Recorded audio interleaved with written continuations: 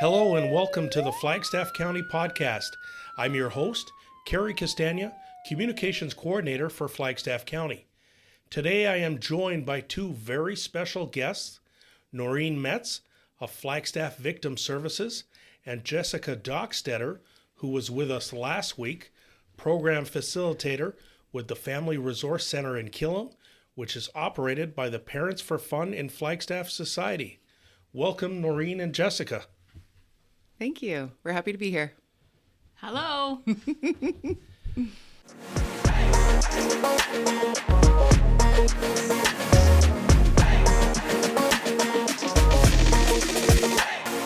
You're listening to the official podcast of Flagstaff County. All right, today we're going to be talking... That's Sadie. Welcome, Sadie. Yeah, I should say we got three special guests, right? I forgot to mention Sadie's here too. Yeah, today we're going to be talking all about the 12th Red Serge Ball, which is happening Saturday, March 16th at the Killam Community Hall. So Noreen, for those who have not had the pleasure of attending a Red Serge Ball, how would you describe this event? I've been involved with the Red Serge Planning Committee and the Regimental Ball for the past 10 years, and it's very hard for me to find words to describe the importance and the honor and the feeling you have when you go to the Red Serge Ball, because it is this beautiful evening that we get to honor the RCMP members that we have here in our detachment, but we also have members that are coming from throughout the province and RCMP officers as well from district office. So they come in the Red Serge, which you can't get any more Canadian than that, right? No, and I've just witnessed these guys put on their Red Serge and their whole chest puffs up, their shoulders go back, and we march them in. So we have the piping band, the RCMP piping band that actually marches these members in. And it's like a full body shiver to watch this beautiful piece of history walk into Killam Community Hall, right? I think it's phenomenal. And it's a beautiful opportunity to not only honor our local RCMP members, but also our first responders that we have here within Flagstaff County as well. We always invite them. We love when they come in uniform as well. And we always make sure that we take a minute to honor what they bring to our county as well. So yeah, I've been privileged to sit on this committee and to MC it. And to continue to see it grow.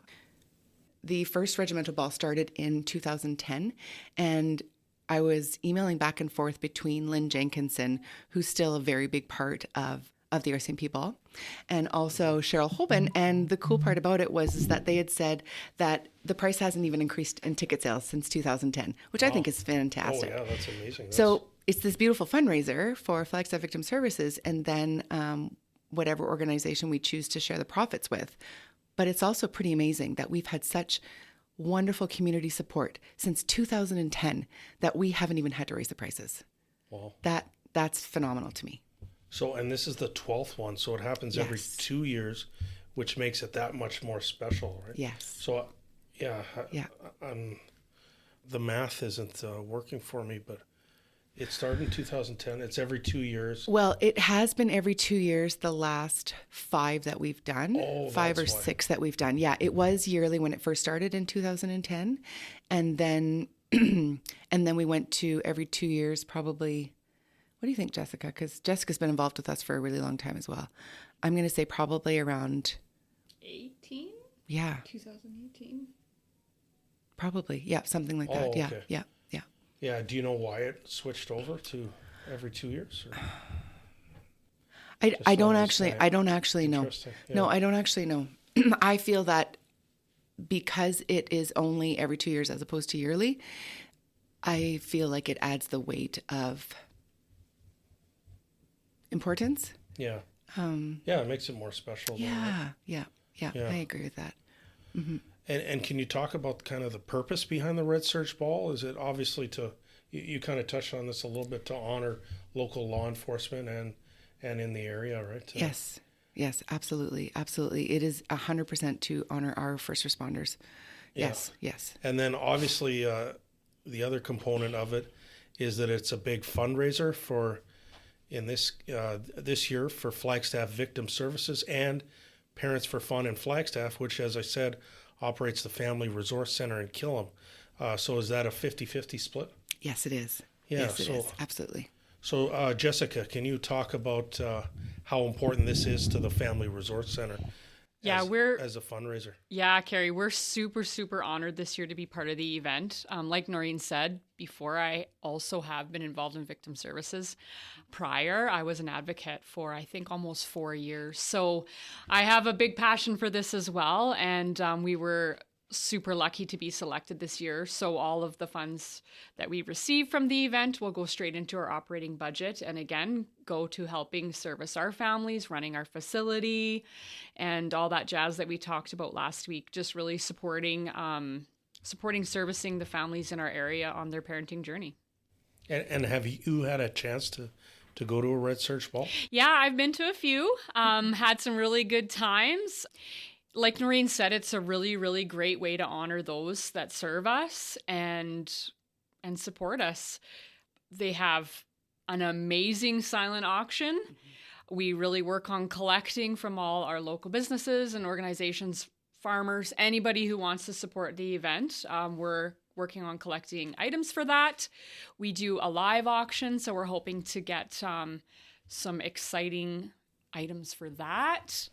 And dancing. A lot of dancing after. The River Jacks are going to be there. I haven't got to see them yet, so I'm really stoked to see them. Yeah. It's quite the evening. It is. It really is. Yeah. We're doing a 50-50 that night. Yes. And all proceeds from the 50-50 are actually going in support of PTSD awareness for all first responders and their families. Okay. How about Flagstaff Victim Services, Noreen? Can you talk about the fundraising impact? Yes, the Regimental Ball is actually our major fundraiser, and we use the funds to directly serve our victims of crime and tragedy. The way that our funding works is that there's quite a gap in how we can directly serve victims, and with the funds that we raise here in Flagstaff County, we make sure that it stays here in Flagstaff County. So when we have sometimes like for example, if we have a domestic and they come in and they need somewhere to stay, we have that fund set aside that we can put them up in a hotel for a couple of days. We can get them some food. We can even get them a crib if that's what they're needed in order to start over again. If anytime we work with families of tragedy, like if there's a house fire. Mm-hmm. So we can assist with that as well. So we have this beautiful pot of funds that we have the flexibility of locally ensuring that we can use those funds whichever way is needed to support our own community. Yeah. And I love that. So that support can go a long way locally. It really, really does. Yeah. It really does.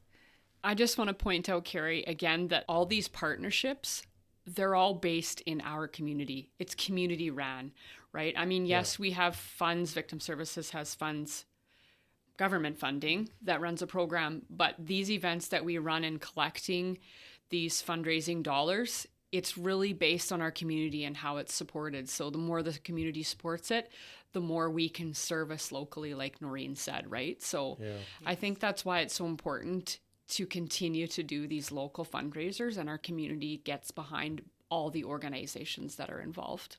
Yeah. Noreen, this question's for you. What inspired the creation of the Red Serge Ball, and how has it evolved over the years? I mean, I wasn't around when it first started back in 2010, but I know that a big driving force was the community. The sergeant at the time sat on that first Regimental Ball committee, as well as some local first responders, which I think is fantastic. So that kind of started the drive towards having this amazing community event. Because this is done in other municipalities, right? So it is, yes. So maybe they just thought we'll bring it here. Mm-hmm. Mm-hmm. And do you know how it's kind of evolved over the years? Or as long as you've been a part of it, has there been an evolution? Well, there's been definitely an increase in community support. I think that the Regimental Ball is now spoken about within the communities, and people from from every single community that we serve actually come and buy tickets to the event.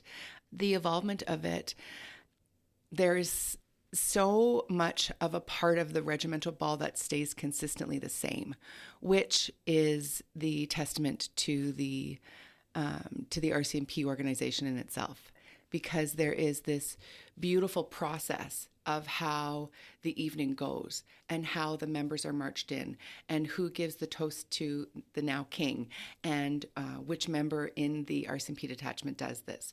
We have a moment that we give honor to the fallen soldiers, and we always have one of our members in Surge walk up in this beautiful moment of silence, and all you hear are their boots clicking on the floor as they walk up and lay their Stetson hat on the table. Yeah, that's pretty powerful. It is extremely powerful. So there's these wonderful traditions that have remained consistently the same with every single regimental ball that you go to, and I feel that I'm so honored to be a part of that beautiful tradition.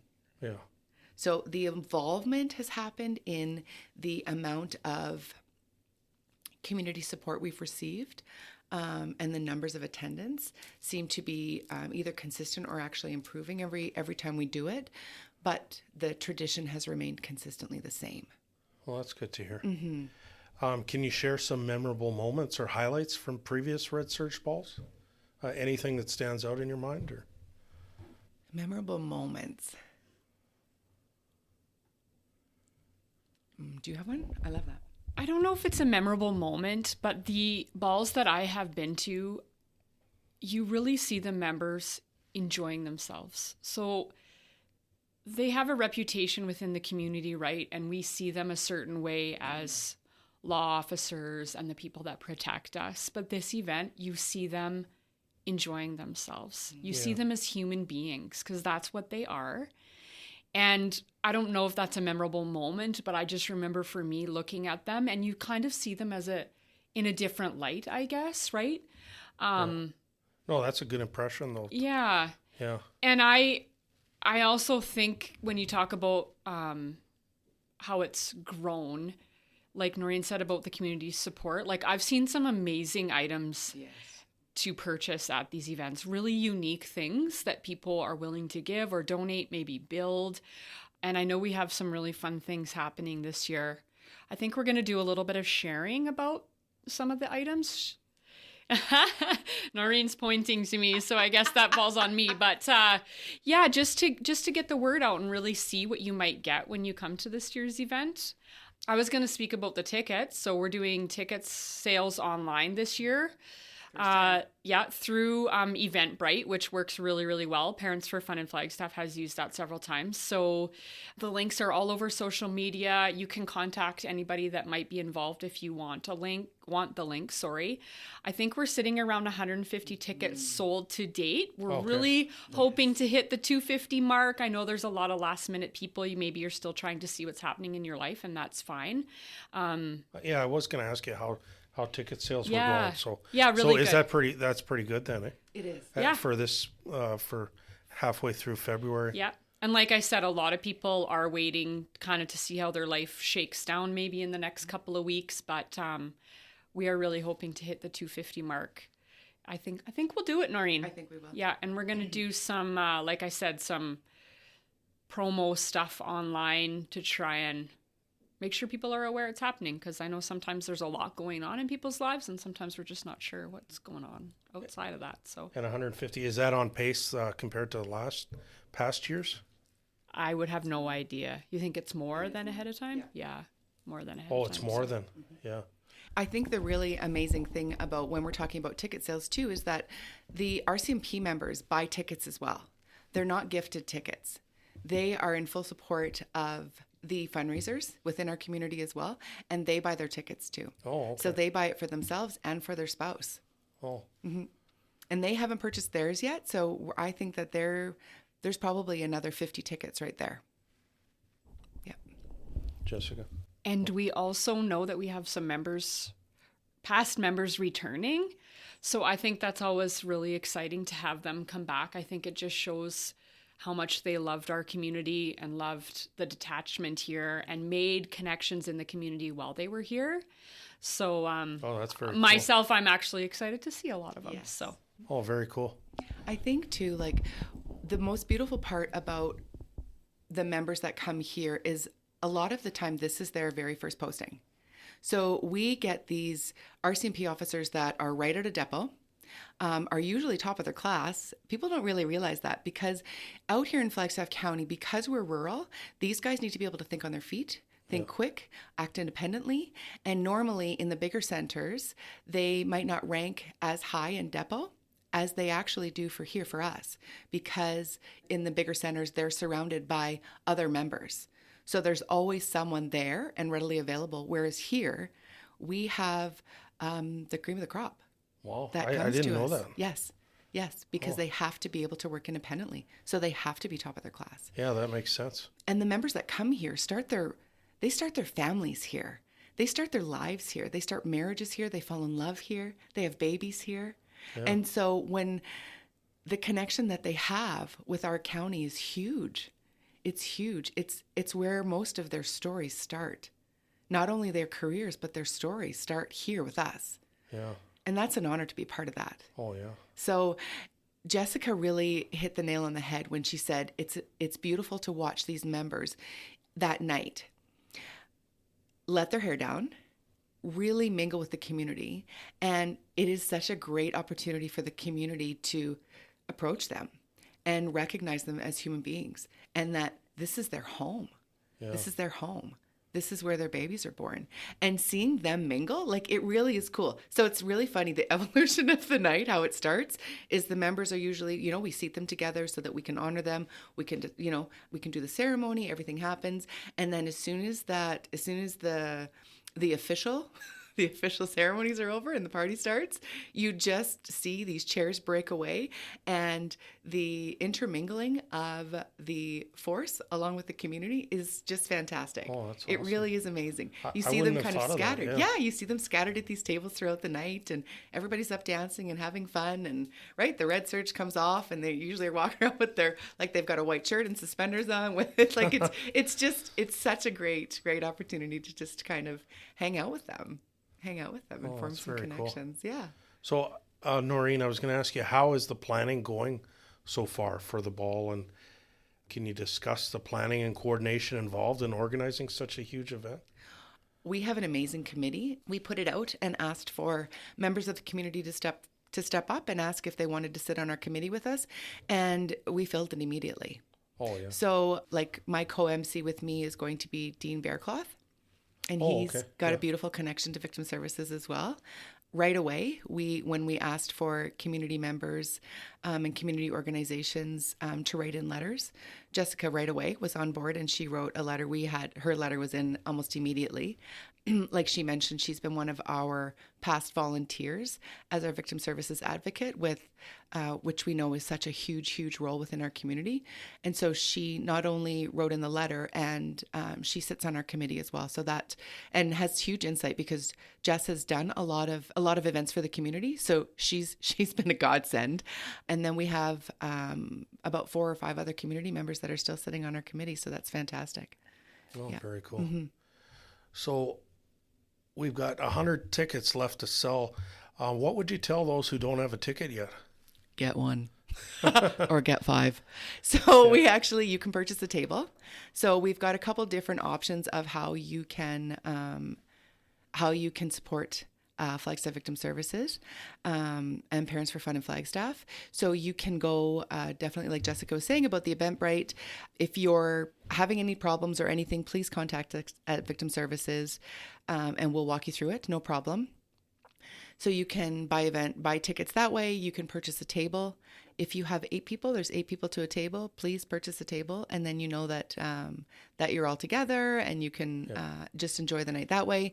We also have sponsorship available this year, this is the very first time we've done a sponsorship, so that there's different sponsorship levels, and it has been a huge success. Huge success. Yeah, that was my next question. How can people get involved or support the Red Serge Ball? Yeah, absolutely. So we do have it on social media. It is on our Facebook pages. The community press 2 weeks ago ran two actually full page ads. And one of the pages was the sponsorship levels, what that kind of looks like, how you can sponsor the event. There's different levels involved in it. And then there was some information about the Red Serge Ball. Okay. Yeah. Now I heard that there may be some organizational changes in store for victim services. Can you touch on that, or? There is. It's definitely going to look different as of September of this upcoming year. We're not exactly sure what that is going to look like, but we do know that they are going to a regional model for running victim services. So the 63 nonprofit boards are going to be dissolved, and it will be run through 4 distinct regions throughout the province. We've been reassured by the government that we will have and continue to have local volunteers. Well, that's good. Yeah. With our RCMP and for victim services, and there will also be a court navigator that's going to still be here, still be here locally for sure. Yes. So, and how will that affect the Red Serge Ball, or will it at all? We'll still have the ball. Absolutely. Every 2 years. I shouldn't say absolutely. I do believe that the Red Serge Ball will continue to go forward because we've had such a terrific community support from it that I do believe that it will still fall. Okay. Yeah, I was just curious because, I mean, it's such an amazing event that you want it to continue in the future, no matter what changes, right? Yes, and those funds will still remain local. No matter what happens with Flagstaff Victim Services, when the name changes and we go regional, there will still be a fund that we will keep here in Flagstaff County for those we serve here. Oh, okay. Always. Yeah. We have said that's non-negotiable. We will always have our own pot so that we can best serve those here in Flagstaff County. Okay. Yes. Yeah, thanks for pointing that out. And Jessica, did you want to say something? Well, I kind of was going to say what Noreen said. That's the point of these things being community ran, right? Like, we can be happy that we get the government funding and all of that, but I think it's just a testament that we still work hard in our local communities and have the people who live here, work here, play here, support all these organizations at a local level so that our services don't have to change when government funding changes. Yes. Right? So as long as the community is still willing to work hard to have the event and do fundraising and support the organizations, especially Flagstaff Victim Services, that you should be able to roll on just like normal. Okay. Well, that's really important. Yeah. Well, I think the Killam Community Hall is going to be the safest place to be in the region, right, on March 16th. Absolutely it is. Yes. And we have such a supportive Corporal Jeremy Houle. He has brought in other RCMP officers from different surrounding communities to actually police our area. Oh, okay. So that I was wondering all how of that our would members, work. yes, so that all of our members are able to attend. Oh, really? Yes. Oh, so we're going to be staffed by other regions. Yeah. Absolutely. Yes. Huh. Yes. Yep. Oh, that's good. So is there anything else that you want to add, or anything I'm forgetting to ask you? Now's your chance. I'll just make a few mentions about the event. Like when you talked about planning and organizing it. Noreen has worked really hard to secure a couple of very cool antique RCMP cars. And the decorations that night are going to be exquisite. We're doing some stuff around the history. There'll be some facts on history, I guess, of the RCMP. The uniforms. Yeah, there's going to be a beautiful display of historical uniforms. And then we have a fabulous supper that's going to be absolutely amazing, and a bunch of beautiful desserts. Like we said, we mentioned about the 50-50. I think that's kind of it when it comes to what we have going on. We're doing a little takeaway, a little special takeaway that everybody will get, I believe. Where are the vehicles going to be? So they're actually going to be outside of the community center. Okay, because Yes. I'm just thinking that's a great Wouldn't that be photo cool if they could get it opportunity. in? But yeah, it is. It Yeah. is. So we have 2 antique police cars that are actually going to be coming. I'm so excited about them. Oh, that's really cool. Yeah, we really wanted to be able to honor the 150 years of the RCMP. And so we really put our thinking caps on and figured, how can we do this and how can we showcase the beautiful history of the RCMP? So, yeah, we're going to make sure that we have history posted. There's going to be information on everybody's table. There's going to be the 2 RCMP cars that are coming. There's going to be probably, we're looking at about 8 uniforms throughout the history of the RCMP that are going to be there on display. So, and we have a lot of very high-ranking officers that are actually coming down for this event, and they're lending us their personal RCMP Red Serge that they have in their own personal collection, so that we can showcase it to Flagstaff County. Huh. Yeah, I'm very That's excited. very special. Yes, Yeah. yes, it really, really is. Can we mention the video? There's going to be a video, or is There that a is. surprise? Or Well, we are going to be releasing a video that that Josie Storbakken has done for us, and it is a wee bit of a surprise for the members. They don't know what's on it, but it is definitely in correlation with the 150 years here in Flagstaff County. Oh, very cool. And that is going to be the night we release it for the very first time. All right, so you Yes. don't want to miss it. Absolutely not. Get your tickets. Get on Eventbrite and pick up a ticket before they're gone. Well, thank you, Noreen and Jessica, for taking time out of your respective schedules to be here today. It's been a pleasure having you both on the Flagstaff County podcast.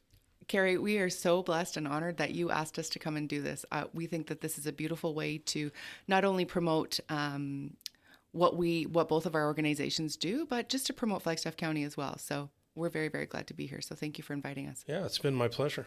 Yep. Thanks, Cary, for having me again. All right, all the best. Take care. Thank you.